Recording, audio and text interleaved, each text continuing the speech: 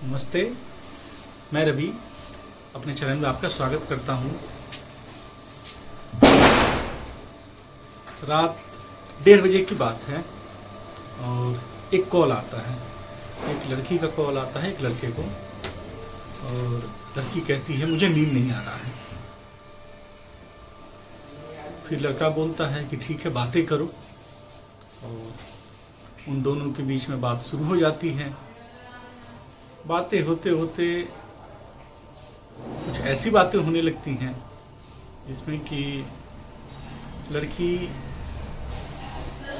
Video call करने को कहने लगती है। लड़के ने बोला कि ठीक है, वीडियो कॉल कर लो, और फिर ये वीडियो कॉल पे बातें शुरू हो जाती हैं। बात करने के दरमियान ही कुछ ऐसी बातें होती हैं फिर इनके बीच में कि दिखता है कि लड़की जो कपड़े पहनी है वो आवश्यकता से कम है, और ये बातें लंबी चलती हैं, और कब सुबह 6 बज जाता है किसी को पता नहीं चलता।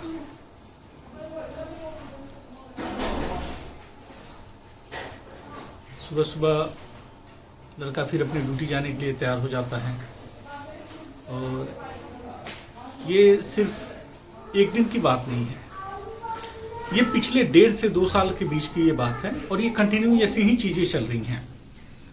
और ये भी नहीं है कि लड़की सिर्फ इसी लड़के से बात करती है, लड़की इन जैसे 21 लड़कों से बात करती है। नमस्ते, मैं Ravi Prakash, PIS news world में आपका स्वागत है। आज की जो कहानी है वो है राजस्थान राज्य की। जो राजस्थान भारत में एक राज्य है, हिंदुस्तान में हमारा राज्य है, उस राजस्थान की है। उसका एक जिला पड़ता है बीकानेर, और बीकानेर का ही एक इलाका लगता है खाजूवाला। खाजूवाला में एक गांव है, गांव का नाम है आनंदगढ़। उस आनंदगढ़ की कहानी है, और ये जो इलाका है वो दरअसल हिंदुस्तान और पाकिस्तान के बॉर्डर में पड़ता है, बॉर्डर एरिया है। वहीं बाजू में एक बजू जगह में एक बाइक कंपनी है, मोटरसाइकिल की कुछ कंपनी है, तो वहाँ एक लड़का काम करता है। उस लड़के का नाम है नरेंद्र कुमार। वो लड़का वहाँ नौकरी करता है, और अचानक से आज क्या होता है कि इंटेलिजेंस वाले आते हैं वहाँ, और वहाँ आवाज़ करते हैं कि नरेंद्र कौन है, और सौभाग्य से वही लड़का वहीं सामने रहता है। बोलता है कि हाँ जी, मैं ही हूँ नरेंद्र कुमार, बताइए क्या बात है। उस लड़के को वो लोग उठा के लेके चले जाते हैं, गाड़ी में बैठाते हैं, लेके चले जाते हैं। अब पूरी कंपनी में हड़कंप मच जाती है, भाई क्या हुआ, क्या कौन ले गया, क्या बात करेंगे, क्या मतलब ये सारी चीज़ें जो कंपनी में जो अमूमन होना चाहिए वैसा हुआ। और ये सारी चीज़ें जब हुई तो अगले दिन ये सारी चीज़ें फिर अखबार में आने लगी, न्यूज़ में आने लगी, सोशल मीडिया पे आ गया, फैल गया। सबसे बड़ा ताज्जुब ये हुआ जब लड़के ने कुछ खुलासा किया, और लड़के ने बताया कि एक लड़की थी, एक लड़की जिसका नाम था पूनम बाजवा, और वो अपने आप को पंजाब के भटिंडा के रहने वाला बताती थी, और BSF में वो एक क्लर्कियल जॉब में थी वो। और ये वही लड़की थी जो इस लड़के से बातें किया करती थी। इन्हीं बातों के दरमियान में ये सब पता चलता है कि लड़की बहुत ही खूबसूरत, लड़का औसत, ये सारी चीज़ें चलती हैं। लड़का प्यार करने लगता है उससे, लड़की भी उससे बोलती है कि हाँ हम आपसे प्यार करते हैं। बातें फिर एक युवा अवस्था में जैसी चीज़ें होती हैं, अब जैसे लड़के की उम्र उस समय 22 साल थी, लड़की की उम्र उस समय 19 साल थी, तो युवा अवस्था में जो जैसी बातें होती हैं वैसी चल रही थी, सब कुछ नॉर्मल चल रहा था। और इस तरह की चीज़ें होती हैं, तो लड़के और लड़कियाँ दोनों सपना देख रहे थे। लड़के ने तो अमूमन अपने घर में बता भी दिया कि कोई लड़की है, इस तरह की है, उसका नाम है, और हम शादी भी करेंगे। घर वाले भी लगभग खुश थे कि चलो ठीक है। लेकिन लड़के को एक बात खटकती थी कि आखिर जैसे अब लड़का एक औसत लड़का था, लड़की बहुत ही खूबसूरत, तो लड़के ने एक बार पूछ भी दिया कि आखिर क्या बात है, क्या रीज़न है। इसी बात करने के क्रम में कि भाई तुम सिर्फ मुझसे ही क्यों प्यार कर रही हो, आखिर मुझ में क्या है ऐसा। लड़के ने ऐसा बोला, तो लड़की ने उसको बोला है कि देखो, आदमी को आदमी बहुत मिलता है, लेकिन उसको समझने वाले बहुत कम मिलते हैं। और फिर ये बातें जो उनके बीच में हो रही थी गई रह गई, और फिर वो चीज़ें चलती रहीं।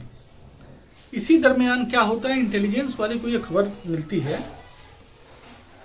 कि इस तरह की चीज़ें हो रही हैं। और ये जो लड़की थी, इस लड़की ने ही एक षड्यंत्र रचा था। और अभी मैं कहानी में आपको बताऊंगा कि ये कहानी कहाँ की है, कैसी लड़की है वो लड़की इससे प्यार करती है। लगभग साल 1.5 साल हो गए थे, 2 साल होने वाले थे। कंटिन्यू बातें भी कर रही थी, रोज़ वीडियो कॉल, नॉर्मल कॉल, ये सारी चीज़ें होते रहती हैं। तो कुछ समय के बाद इस लड़की ने इस लड़के से बोला कि मैंने तुम्हारा एरिया कभी देखा नहीं है, बॉर्डर एरिया में तुम जहाँ रहते हो वो मैंने देखा नहीं है, हम कभी घूमने नहीं आए हैं उधर, तो क्या तुम मुझे वो सब चीज़ें दिखा सकते हो, बता सकते हो? तो उसने ही उसको लड़के को आइडिया दिया कि ऐसे ऐसे कर सकते हो। तो लड़के ने उसको फ़ोटो भेजा, उसको बीएसएफ कैंप का फ़ोटो भेजा, उसको मतलब जो भी उस तरह के एरिया में जो भी आर्मी कैंप आते हैं, जो रोड्स आते हैं, जो भी चीज़ें जो लड़के को दिख सकती थी और जो भी इस तरह की चीज़ें थी वो लड़की को भेजा करता था। इस तरह की चीज़ें चलती रहीं और सब कुछ ठीक था ही, उसमें चल ही रहा था। सड़कों की फ़ोटो को भेजता था, वो आर्मी कैंप की फ़ोटो को भेजता था, ऐसे ये सब चीज़ें चल रही थी। फिर उसके बाद से उस लड़की ने ही खुद बोला इसको कि क्यों ना उस एरिया के कुछ न्यूज़ वगैरह ऐसे हों जो कि हमें भी न्यूज़ मिला करें। तो एक हम व्हाट्सएप ग्रुप तैयार करते हैं, बनाते हैं, जिसमें वहाँ के लोकल लोगों को तुम ऐड कर दो और ऐसे लोग जो होंगे वो कुछ अपना न्यूज़ वगैरह डालेंगे। तो लड़के ने एक व्हाट्सएप ग्रुप भी बना दिया। व्हाट्सएप ग्रुप का नाम था रॉयल राजस्थान न्यूज़, और एक ग्रुप बना। ग्रुप का जो एडमिन था यही नरेंद्र कुमार लड़का था, और वो लड़की भी इसमें ऐड थी। अब लोग उसमें जो भी 20-21 उसके फ्रेंड थे वो सारे लोग भी इसमें ऐड थे। ऐड होने का नतीजा है कि कोई पेपर की कटिंग, कोई किसी तरह का क्लिप वगैरह वगैरह अपने न्यूज़ के माध्यम से जो भी लोग देना चाहता था अपना देते थे, और ये चीज़ें चलती रहीं, लगातार चलती रहीं। इस लड़के को पता नहीं था और आपस में किसी लड़के से नहीं पता था, लेकिन लड़की सभी से ऑलमोस्ट बात करती थी, और जैसे बात इस नरेंद्र से होती थी वैसे ही बातें उस सभी से होती थी। अब मैं आपको बताता हूँ ये जो कहानी है ये कहाँ एक टर्निंग पॉइंट ले रही है। इस कहानी में नरेंद्र ने ये उगला, ये सारी बातें तो उसने बताई, लेकिन वास्तविकता ये निकली कि वो लड़की ना ही पंजाब की थी, ना ही उसका नाम पूनम बाजवा था, और ना ही वो बीएसएफ के किसी क्लर्कियल जॉब में थी। इंटेलिजेंस के मुताबिक वो लड़की एक पाकिस्तान की लड़की रहने वाली थी और वो आईएसआई के लिए काम करती थी। वो यहाँ से, अब जैसे क्या होता है कि जो बॉर्डर एरिया के लोग होते हैं, जैसे उसमें आपको सैनिक हो गए, रक्षा के से रिलेटेड जो भी आदमी हो जाता है, रेलवे के कर्मचारी होते हैं, साइंटिस्ट होते हैं, तो आईएसआई वगैरह के इस तरह के खुफिया जो लोग होते हैं वो ऐसे लोगों को ही टारगेट करते हैं।